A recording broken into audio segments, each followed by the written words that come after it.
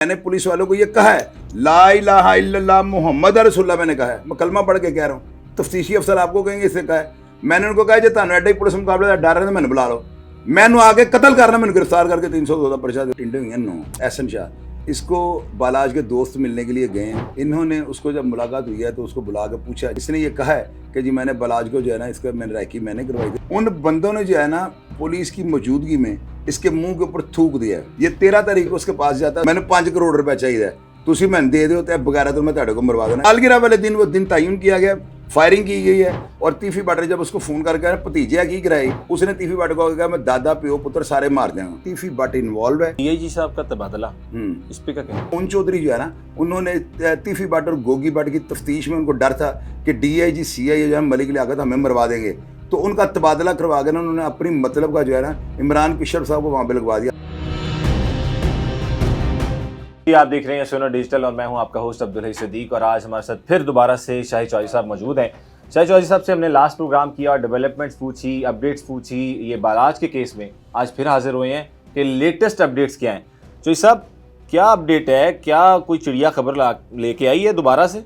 मैंने ना जो है ना चिराग एक रखा हुआ है अलादीन वाला ना, ठीक है। पुलिस वाले ऐसे केसेस जो है ना हाई प्रोफाइल, इनके लिए जो है ना अपनी तफ्तीश को लीक नहीं करते, ठीक है। इस वजह से तफ्तीश खराब हो जाती है। कोई ऐसी चीज़ें उन्हें पुलिस वालों ने होती हैं जो बड़ी ज़रूरी होती हैं, जिस पर इन्वेस्टिगेट कर रहे तो लीक हो जाती है, जिसकी वजह से वो अपनी बात को क्लोज नहीं करते। वो मेरा जो चिराग रगड़ने पर जो है ना जिन मैंने जो रखा वो जो बातें लेके आया ना इंशाल्लाह किसी के पास नहीं है। एक तो ये कि सबसे पहले मैंने पिछले दिनों कहा है कि 11 टिंडे हुई हैं 9, ठीक है। दूसरी बात ये कल रात को जो है ना इसको ये जो था शाह जो है एहसन शाह, इसको बालाज के दोस्त मिलने के लिए गए हैं। एक का नाम अली, दूसरे का नाम जो था वलीद और तीसरा जो मियाँ रियाज था। इन्होंने उसको जब मुलाकात हुई है तो उसको बुला के पूछा, जूँ ही इसने ये कहा है कि जी मैंने बालाज को जो है ना इसका मैंने रैकी मैंने करवाई थी, थोड़ा मैंने दिया। मुलाकात करवा दी उन्होंने? हो जाती है ना, आप सोर्स के जरिए जो आप जाकर मिल सकते हैं। कोई ये तो ज़रूरी तो नहीं कि गिरफ्तारी पड़े तो पुलिस वाले मिलाते हैं, ताल्लुक की बिना पर मुलाकात हो जाती है। उन बंदों ने जो है ना पुलिस की मौजूदगी में इसके मुँह के ऊपर थूक दिया है, इस एहसन शाह के मुंह पे, तेरे ऊपर लानत। तो आप ये देख रहे हैं कि जब से इसने ये काम किया है इसके ऊपर लानत ही पड़ रही हैं। कल इसकी टिंड की तस्वीर जब लगी है तो लोगों ने जूतों की पेशाब की तस्वीरें इसके ऊपर लगाई, इसको गंदा कर रहे हैं, तो होना चाहिए। अच्छा, उस तस्वीर के पीछे क्या हकीकत है? वो कई लोग कहते हैं उम्रे पे गया हुआ था, वो वहाँ की तस्वीर है। कई लोग कहते हैं कि जी नहीं जेल की तस्वीर है। उसकी असल हकीकत क्या है? ये क्या ये जो तस्वीर है ना ये पुलिस ने टिंड की है। अच्छा, पुलिस वाले ने उसको मुकाम इबरत बनाया क्योंकि पूरी दुनिया में ये जो वाकया है ना इसको रिपोर्ट किया जा रहा है। बेशक इंडिया में भी किया जा रहा है और बाकी इंटरनेशनल मीडिया भी इस पे जरा नजर रखे हुए है। हिंदुस्तान के जो बहुत बड़े बड़े जिनके 50 मिलियन से भी ज्यादा फॉलोअर हैं उन्होंने भी इसको वाकया को रिपोर्ट किया। ये इंडिया का सिद्धू मूसेवाला बन गया हुआ है। उसके नीचे जो लोग कमेंट बॉक्स में लिख रहे हैं ना वो ये लिख रहे हैं कि पाकिस्तानी इतने बेगैरत हैं, यानी इस तरह के लफ्ज़ हम लोगों के लिए लिख रहे हैं कि ये कौम जो है ना इसको सही पैसे दो, ये अपनी माँ और बहन का सौदा कर देते हैं। तो ये जग हंसाई हो रही है, पुलिस वालों ने ग्रिज निकाली है और इस बेगैरत को जो है ना इसके कान काटने चाहिए, जिस तरह वो लाडी गैंग ने नहीं किया था। पहले कान काटे हैं, फिर कैंची के साथ नाक काटा है, फिर इसके बाजू अलग किए हैं। इसकी वीडियो वायरल करनी चाहिए इसको इस तरह मारने की। आज तक पुलिस वालों ने जो है सैकड़ों दर्जनों पुलिस मुकाबले किए। मैंने हज़ारों में ऐसे जो वाक़यात उनको मैंने पढ़ा है और मैंने अखबारात में भी पढ़ा है और मैं खुद से भी इन कई वाक़यात का गुलस्कर के दौर में गवाह हूँ। पुलिस बंदों को मार देती थी, पहले पेट फाड़ के इनकी लाशें दरिया बुर्द कर देती थी। अभी वो हालात नहीं है। पुलिस मुकाबले पिछले दिनों में बहुत ज़्यादा हुए हैं, तो ज़ाहिर है सारे गुनाहगार तो नहीं ना होते, उनमें कई बेगुनाह भी मार गए होंगे, तो एक गुनाह और सही। इसमें पुलिस को ये चाहिए कि मैं अगर उनकी जगह हूँ ना, तो एक वाक़या हुआ था सिविल लाइन थाने में, एक बंदे ने अपनी बच्चों को ना मार दिया था, कत्ल कर दिया था। जो ही वो बंदा पकड़ा जाता है उसको सिविल लाइन थाने में लाते हैं, तो एक कांस्टेबल ने अपनी वर्दी में से पिस्टल निकाल कर हवालात किया कि उस बंदे को कत्ल कर दिया था। अच्छा। उसके ऊपर 302 की FIR दर्ज हो गई थी, क्योंकि 10 साल पहले का वाक़या है। उसे गिरफ्तार कर लिया गया था और उसे पूछा गया तुमने ये क्यों किया है? वो कहता जब मैंने ये वाक़या TV पे चलता देखा है ना, तो मुझे इस जालिम के ऊपर मुझे इतनी मेरी कैफियत ख़राब हो गई कि मैंने ये सोच लिया था कि अगर ये हम, क्योंकि उस थाने में लगा हुआ था, कि अगर ये हमारे काबू आया तो मैं इसे मार दूंगा। कहता मैंने मार दिया। तो हमारे आपको पता है कि पाकिस्तान में लोग गैरतमंद हैं, हमारे पाकिस्तानी जो बेगैरत कौम नहीं है। इसने पूरी दुनिया के अंदर हमें रुसवा कर दिया है, सवालिया निशान बना दिया। इस वजह से नहीं कि इसने जो है ना अपने दोस्त को मरवा दिया। दुनिया में पहले भी बहुत लोग मरे हुए हैं, हबेल कबेल से ये सिलसिला शुरू हुआ है, लेकिन ये डिफरेंट क्यों है? ये उसके टुकड़ों में पलता था। इसकी बीवी अभी शादी, घर से तो सौखा था, घर से तो जरा यार सौखा ये था, इसने एक मॉडल के साथ शादी की, उसका नाम है अर्शा। उस लड़की को जो है ना, उसकी तस्वीर मेरे पास मौजूद है, मैं आपको दिखाऊं तो आप हैरान हो जाएंगे कि वो लिबास जो उसे पहने में किसी तरफ से भी वो शरीफ नहीं लग रही। मेरे दलाल ने मुझे बताया ये चलिए, हम मॉडल, किसी की किरदार कुशी नहीं करते, तो मैं हम तो इसमें- करता हूँ ना, अब मेरे ऊपर रखे, मैं ठीक कर है। रहा हूँ। वो जो थी ना, वो मॉडल थी, इसने उससे शादी की है, और मेरे सुनने में यह है कि बलाज को जो है ना, ये उसी लड़की का, यानी जिसके साथ शादी की, और आपको पता है कि दुल्हन ने जो है ना मेकअप इतना किया होता है कि वो पहचानी नहीं जाती। मैं अगर किसी की दुल्हन को मिलता हूँ ना, तो महीने बाद जब मैं मिलता हूँ तो मैं कहता हूँ कौन है, यानी उसको मेकअप इतना चढ़ा होता है। मेरे सुनने में यह है कि हर सैटरडे को ये अपनी अर्शा बीवी को किसी डिफेंस में किसी होटल में ले जाता था, बलाज को वहाँ पे बुला के था, और पार्टी था, ये उसका जहन जो है ना माइंडसेट चेंज कर रहा था। हालांकि बलाज इन चीज़ों से नफरत करता था, लेकिन फिर भी ये दावत देने से बात नहीं आता था। और ये बंदा औरतों के सर पर चढ़ के ऊपर जाने वाला था। दुबई के अंदर इसके क्लबों में राब्ते थे, क्लबों के अंदर जितनी लड़कियां यहाँ से पाकिस्तान जाती हैं, आपको पता है बहुत बड़ा कारोबार है, लड़कियों को उधर स्मगल किया जाता है, और ये लड़कियों के वीज़े लगवाकर उनको नौकरी का झांसा देकर दुबई भेजता था, और वहाँ पर जाकर बेच दी जाते हैं। इस बंदे का ये कारोबार था, और इसके बड़े हराम खाते थे। अली कैपिटल कॉर्पोरेशन के नाम से इनका बिजनेस था। हमारी मार्केट में ये 1990 में किराएदार रहे हैं। अच्छा। और इन्होंने 10 साल कारोबार यहाँ पे किया, लेकिन यहाँ पर इनकी करप्शन की कोई शिकायत नहीं थी, चूँकि काम का आगाज़ था। अभी सुनने में है कि शहर नहीं, पाकिस्तान के 100 शहरों में इन्होंने दफातर बना रखे थे, और सब भाइयों के ऊपर 250 से ऊपर मुकदमा आता है प्रॉपर्टी के हेर फेर के। लोगों की सारी जमा पूंजी जो थी जिंदगी की, वो इन्होंने रियल एस्टेट का काम करते थे। रियल एस्टेट का नहीं, अपने नाम से इन्होंने कैपिटल कॉर्पोरेशन बना रखी है। अच्छा। और इसका एक भाई जो है वो किस्तों का काम करता है, वो भी फ्रॉड है। इसका दूसरा भाई है वो इस प्रॉपर्टी ये काम कर रहा है। कितने टोटल भाई कितने थे? 3 भाई हैं। एक इसका भाई जो है वो किस्तों का काम, और दूसरा जो लैंड का काम कर रहा है, और तीसरा ये बेगारत था। आप ये देखें, लोग मुझे कहते हैं, एंकरों ने फोन करेगा, चोई साहब, मैंने कहा जी, उतना डर नहीं रहा था। मैं किस चीज़ का, वो मुंडे बाहर आ गए, वो मैं कहा मैनू बाहर आ गए था की सुनाते हुए, घर लै जाओ, वो मैंने तो 4 पाने। मैं सारी जिंदगी जो है ना इन्हीं लोगों के साथ रहा हूँ, लेकिन ऐसे कमीने लोग मैंने नहीं देखे हुए। और मेरे पास जो है ना ऐसी दूरबीन नहीं है जिसमें ये लोग नजर आए। मुझे इजी नहीं लेना आपने, मैं अगर इस तरह बोलता हूँ, मैं भी बोली जा रहा हूँ, मुझे नहीं पता इसका अंजाम क्या है। जिन्हों कोई शक है ना, वो मैं चेक कर ले। वाह, क्या बात। चीज थानू 2 नंबर लगती है, चेक दो नहीं कहता, घर ले जाओ, चेक करके लेना, जे ना चले थे मैं ना चला वापस ले जाना। क्या बात है। 5 करोड़ का क्या किरदार है इसके? 5 करोड़ की इसको ऑफर हुई थी, और इसने सुना कहा था कि मैंने ऑफर किसने की? ये तीफी भट्ट को इसने ऑफर की थी। लोग ये कहते हैं ना तीफी भट्ट ने इसको पैसों का कहा। अच्छा, ये ऑफर इसने की थी? इसने की थी। ये 13 तारीख को उसके पास जाता है, साथ उसको लेके जाता है मलिक सुहेल को। मलिक सुहेल इसको बुलाता है कि बात बड़ी, जराये ने मुझे कंफर्म किया है। इसने जाकर तीफी भट्ट को ये कहा कि भट्ट साहब रिकॉर्डिंग सुनो। इसने एक रिकॉर्डिंग सुनाई है जिसमें बलाज जो है ना, वो ये कह रहा है कि जी मैं ऐसे बच्चों को मरवा देगा तीफी भट्ट के, यानी वो आपस में दोस्त बातें कर रहे थे। इसने वो रिकॉर्डिंग सुनाई है। तीफी भट्ट साहब ने इसको सवाल किया है कि यार मैनू तो दस कि भाई तू गल मैनू क्यों कह रहा है, मैं तो सुना तू बड़ा तेरा तिलक है। इसने तीफी भट्ट को आगे से ये जवाब दिया है कि भट्ट साहब मैं ਤੁਹਾਡੇ ਕੋਲ ਇਸ ਕੋਲ ਆਇਆ, ਤੁਸੀਂ ਕਿ ਜੈਨੂਇਨ ਬੰਦੇ ਹੋ, ਤੁਸੀਂ ਉਮਰਾਂ ਗਾਲੀਆਂ ਹੈ ਤੇ ਇਹ ਕੱਲ ਦਾ ਬਾਲ ਹੈ, ਇਹਦਾ ਕੋਈ ਦੀਨਮਾਨ ਨਹੀਂ ਹੈ। ਦੇਖੋ ਤੁਹਾਡਾ ਕੀ ਬੁਰਾ ਸੋਚਣ ਡਿਆ, ਤੁਹਾਨੂੰ ਪਤਾ ਵੀ ਨਹੀਂ ਤੁਹਾਡੇ ਬੱਚੇ ਮਰਵਾਉਣ ਦੀ ਸੋਚਣ ਡਿਆ। ਤੇ ਉਹਨੇ ਕਹਾ ਤੂੰ ਕਿਉਂ ਕਰਨਾ? ਕਹਿੰਦਾ ਮੇਰੀ ਇੱਕ ਖੁਆਇਸ਼ ਹੈ, ਮੈਂ ਆਪਣੀ ਜ਼ਿੰਦਗੀ 'ਚ ਇੱਕ ਇਮਾਮ ਬਾਰਗਾਹ ਬਣਾਣੀ ਹੈ, ਮੈਨੂੰ 5 करोड़ रुपए चाहिए, ਤੁਸੀਂ ਮੈਨੂੰ दे दो तो बगैर तो मैं ਤੁਹਾਡੇ को मरवा देना। इसने वहाँ पे उसको गालियाँ निकाली हैं। तीफी भट्ट इसकी बातों में आ गया, कितने वो कारीगर है, वो उसके झांसे में आ गया।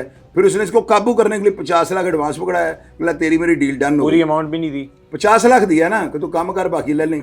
अब इसके दिन में यही बात होगी कि मैं काम करांगा तो मेरे काने होंगे, मैं काम पा देंगा, मुड़ के मंगा भट्ट साहब बाकी पैसे डरदियाँ दे देंगे।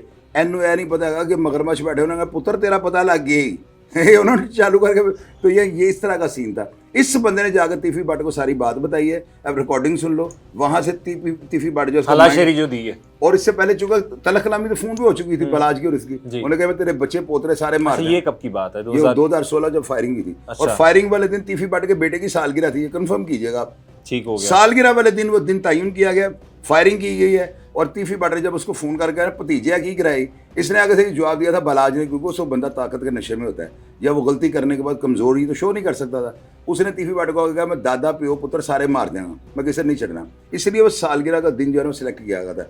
तीफी भट्ट ने उसी वक्त, लोग ये बताते हैं, उसने कहा था कि ऐसा सोचना पड़ेगा। और तारीख को पढ़ कर देखें, जब आपके प्लान या मनसूबे नाकाम हो जाते हैं ना, तो लोग उसके खिलाफ साजिशें करते हैं। तारीख बड़ी पड़ी है ऐसे वाकया से, इसके खिलाफ साजिश हुई है, मनसूबा नहीं बना। अच्छा। और ये साजिश आपको पता है टाइम लेती है, 2, 4, 5 साल लेती है। और ये उस वक्त की साजिश का नतीजा आप देख लिया कि दूसरे दिन शादी के मर्डर हो जाता है। कौन? बालाज। वलीमे वाले दिन होता है, वलीमे वाले दिन, वही दूसरा दिन मैं वही कह रहा हूँ। अच्छा, मरकजी किरदार अब एहसन शाह है, पीछे बैक एंड पे आप कहते हैं तीफी और गोगी भट्ट। गोगी है। हाँ जी। लेकिन अगर वो नहीं मानते और कई आपके इंटरव्यू में आपने जब लास्ट इंटरव्यू हुआ आपने कहा कि वो पेश हो गए हैं, तो उसमें क्या अपडेट है? मैं बताता हूँ ना, मैंने 95% कहा था पेश जी हो गए। बिल्कुल 95%। और इस प्लान में जो है ना, मैंने गोगी भट्ट का इसलिए नहीं कहा क्योंकि गोगी भट्ट का मंसूबे में नाम अभी तक नहीं आया हुआ। अच्छा। आपको ये लगता है कि अगर मेरे जैसे बंदे को कंफर्म जराए से पता लगे गोगी भट्ट इन्वॉल्व था तो मेरी जुबान थिड़कना शुरू कर देगी? महसूस होता है आपको ऐसा? नहीं, मुझे नहीं ना महसूस होता। नहीं, बिल्कुल। तो अब तक की जो है ना जराए वो यही बता रहे हैं कि तीफी भट्ट इन्वॉल्व है और गोगी भट्ट जो है ना उसकी अभी तक मेरी नज़र में इन्वॉल्वमेंट नहीं आ रही इस केस में। और आपने क्या सवाल किया? यही कि इसमें मरकजी किरदार कौन आपको लगता है एहसन शाह और इनके अलावा? इसके अंदर जो है ना मरकजी किरदार अभी तक तो एहसन शाह ही आ रहा है, क्योंकि मुझे एक ऐसे बंदे ने ये बात रात को बताई और उसने मुझे कलाम पाक के हलफ जो है ना कुरान के ऊपर हलफ दे के उसे ये बात सुनाई है। उसने कहा कि मैं तीफी भट्ट साहब के पास बैठा हुआ था जब ये लड़का वहाँ पे आया, इसने आकर भट्ट साहब को जो रिकॉर्डिंग सुनाई है ना, तो भट्ट साहब ने फौरी तौर पर सोचा कि ये बंदा हमारे साथ मुखलत है और उसको पूछा कि यार तुम क्यों इसका जो है ना, तुम तो इसके बड़े दोस्त हो। वो कहता है अजकल मैं चंगा नहीं समझदा पे, मेरा बुरा सोचना शुरू होता है, लोगों की गल्लां पिछे लग गया हूँ, मैं छोटी छोटी गल ते रोक टोक करदा है ते ए तुहाडा बुरा सोच रहा है। तो मेरी एक ख्वाहिश है, मैं एक इमाम बाड़ा बनाना है तो 5 करोड़ रुपया मैं चाहिए, तुम दो, मैं टेंडर तुहानू चुका देना। इस बंदे ने तीफी भट्ट का जो माइंड सेट बना दिया, ये जेन्युइन है और ये पुलिस की तफ्तीश में है। मैं इतनी बड़ी बात कर रहा हूँ तो क्या मैं हवा में तोता छोड़ रहा हूँ? अच्छा, बाकी जो 9 मुल्जिमान आपने जिनका जिक्र किया कि 8 जिनको 8 जिनकी टिंडे हुई हैं, आपने 9 कहा। नहीं, मैंने 11 कहा था ना, फिर 9 आपने जो अभी 9 है कहीं टोटल, इसको डाल के। तो हाँ, इसको डाल के तो उनके साथ अब क्या सलूक किया जा रहा है सीएए में और वो किस तरह ना से तफ्तीश की जा वो रही है? लोग तफ्तीश का हिस्सा है, लेकिन पुलिस वालों को इतना को गुस्सा है ना, वो कहते हैं केस से कोलम को नंगे नासी शामद कर देनी।